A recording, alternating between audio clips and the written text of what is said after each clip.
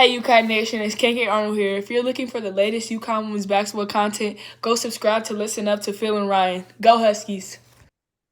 Ryan, the final tune-up. Now we can finally say we are ready for the 23-24 regular season. It's Phil and Ryan on Listen Up.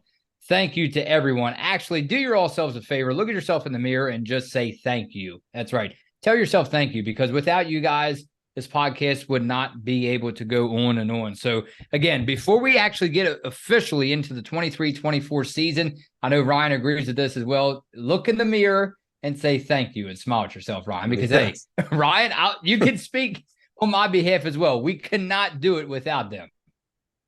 No, I mean, we said it before, but it truly is amazing. We never thought we could really, grow the podcast into something this big, or ever be able to cover UConn like this, and to receive the kind of feedback that we do receive. So yeah, of course, thank you guys as always. And yeah, I mean, the channel even has almost 600,000 total views, which is pretty incredible. So like we say, that's all thanks to you guys. So all right, back down into business talk, Ryan. The number 2 ranked UConn women's basketball concluded the preseason today. I know we're coming on late. Thank you guys for staying up with us this Saturday night around 10:30. Ryan, don't forget to set your clocks back tonight before you go to bed. Ryan, it was a blowout, 97-38 win over Division II Southern Connecticut, with the final score 97-38 at Gamble Pavilion. Obviously, Ryan, I'm sure you know what the biggest headline is, and I would tell you right now, after nearly 600 days, Husky star guard Paige Beckers made her return to the court. And that was just a relief, like, of a fresh breath of air, right? Because to know that they're playing a game is one thing, but to see her come back, oh my goodness. So, Ryan, what is your takeaways from today's game while I get your comments ready for the end here? Obviously, I'm hoping that you have some takeaways for me and for the rest of us, specifically as far as the UConn Huskies go, that is, because obviously we knew the score was not going to be a big concern, or obviously the stats do not count. So, Ryan, right. what did you like? And maybe, hopefully, you liked everything, but what was some stuff that maybe you didn't like as far as the UConn Huskies go in this final tune-up? Yeah, I mean, I think the score kind of went as kind of we all expected. Of course, a D2 school in Southern Connecticut State. I think the main part for today was just to kind of get everybody on the floor. Paige, Azzi, Nika, Caroline, and Aaliyah was the starting lineup. But like I said, I don't think that was the most important thing. I think the most important thing was all 12 available players did play. Of course, the 2 that were unavailable was Yana, who's out for the season, and Ayanna Patterson was unavailable with that knee injury. But Aaliyah Edwards posted a double-double, 16 points, 10 rebounds. Azzi led all scores with 18 points, Albert with 14, and Caroline also put up double digits with 10 points. But yeah, I mean, Gino got to, kind of throw in some different lineups today, see what he liked, didn't like. I think he kind of liked most of the lineups that he put on the court today. KK looked pretty impressive in her first unofficial debut, but first official game as a UConn Husky, I guess you could say, looked pretty good. And I think as far as that goes, like I said, I think everybody looked good. I don't think there's too many negatives to take away from this game. Ice Brady scored her first points as a UConn Husky. A huge welcome back to her. So it was good to see her score. Like I said, the four newcomers scored. KK, Ashlyn, and Cadence scored. Paige 7 assists. I believe she only played the first half. I think Gino just wanted to see how she felt with that thumb injury, but I think she looked pretty comfortable. So she definitely should be all good to go for the first game against Dayton. First game in over 600 days. So definitely, like we say, good to see Paige back on the court and back in the starting lineup. But I think this game was, even though it was against a D2 school, preseason game, I think it was a good game to kind of get things going. Good final tune-up game before the season officially starts. Now UConn can, go back and look at the film, tweak some things that they saw that they didn't like, as they prepare for their first game against Dayton. Yeah, so I'm seeing you guys, and of course Ryan, like always, it seems like, correct me if I'm wrong. What I'm seeing, and we will admit now we're not going to let anyone down as far as when the regular season rolls around. We have to admit that we did not catch this game today. But to say the least, from what I'm reading, and we love that the sources that write about the UConn Huskies, we appreciate them, because we would not know if it weren't for the writers. So what I'm seeing, Ryan, everyone looked pretty comfortable. Brady attempting some 3-point shots, I believe, looking comfortable, found her rhythm right under the basket right away. And it's again, I tell you, it's very good to finally see Gino having a full team to work with, because we talk about how many points are being scored from this player and that player, but Ryan, you have to admit, I mean, how many defensive rebounds, are you going to be seeing from which player? How many offensive rebounds are you going to see? And we talked about limiting turnovers. It's it's so much to look into in such a short amount of time. But my bottom line is everybody looked comfortable. I know KK Arnold got playing time about 6 minutes, I think I saw. So again, I think that you're right. It was a matter of just bringing everyone onto the floor rather than focus on the starting lineup. And I know that they had a starting lineup for today's game. Obviously, it was a game, but hopefully that they stick around with us, Ryan, next week, because our starting lineup might look a little bit different, Ryan's and mine. Yeah, I kind of have a feeling that they both might look a little different from what today's Yeah. was. But yeah, I think today's game was just kind of ease the players back into playing, just so they're not as nervous maybe for the first official game of the season. So like I said, I think it was good to just see everybody back on the floor, and kind of throw in different lineups, and maybe something that we might not see the rest of the season. But if it comes down to it, at least players will get some playing time with different lineups, and just to get the chemistry up, not that it already is. But yeah, I mean, I think for the most part everybody looked good, for this final tune-up game. And like we say, even though the freshmen didn't really play a ton of minutes, I think they're still going to have a little bit of impact. So I think it was good to get them out on the floor, get their first buckets in, get some shots up before that first game. So I guess the hope would be that they're not as nervous as them coming off the bench for the first time for the first game of the season. I have a trivia question for you. Before we get into comments, guess which Husky, Ryan, played the most minutes out of all players today for UConn and finished with 6 points, 4 rebounds, and 3 assists in 23 minutes. Ooh, I didn't see that.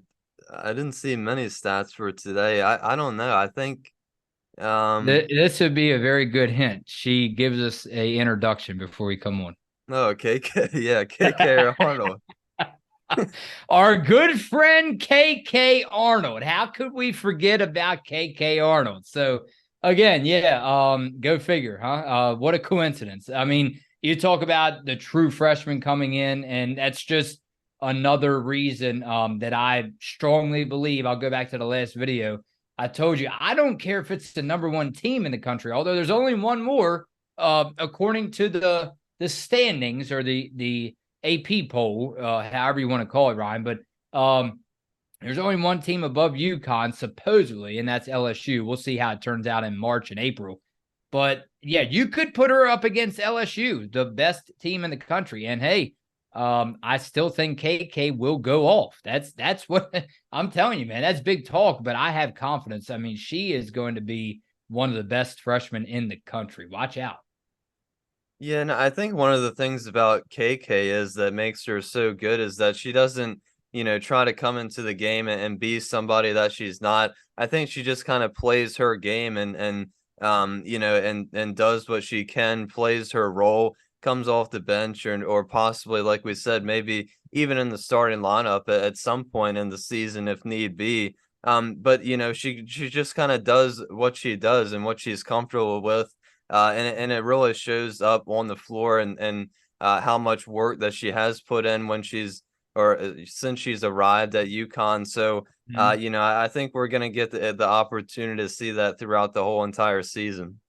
All right, comment time. And Ryan, I'm seeing a lot of names now that have not really showed up all off season. But again, that's okay because that's another sign, Ryan, that the season is upon us. They're starting to get interested again, and that's a good thing. We love you all and we appreciate every one of you all. Let's go on over to Teapot. Hi, I am in the UK, a massive Huskies fan. Watched all the highlights last year on YouTube. Was gutted about Paige, but so pleased she is still going to be a Husky this time around. Can anyone recommend how I watch the games on live stream without it costing a small fortune? Paige and the girls are gonna rock it. I hope Dorka has a good season. She was awesome last season and saved many a result. Go Huskies. Well, Ryan, Dorka Uhas is gone. Breaking news, huh? Yeah, yeah, and of course we love all of our I'm just international kidding, Ryan. It's not fans as breaking well, news. from the UK or wherever you might be watching. But I know this game was on UConn Plus. I believe that is on. I don't know if that's a separate thing or if that's included with the Apple. I believe all their games are going to be on Apple TV Plus as well. So maybe look into those two things. But yeah, I think everybody's excited for Paige to come back and. I think even though she did only play the first half of this game, I believe, I think it was just good to see her back in the starting lineup. Get her rolling for her first unofficial preseason game. But 7 assists, only playing the first half for those first couple of minutes is pretty impressive as well. But yeah, I mean it's pretty exciting first start to the season to see everybody get on the court and get the ball rolling.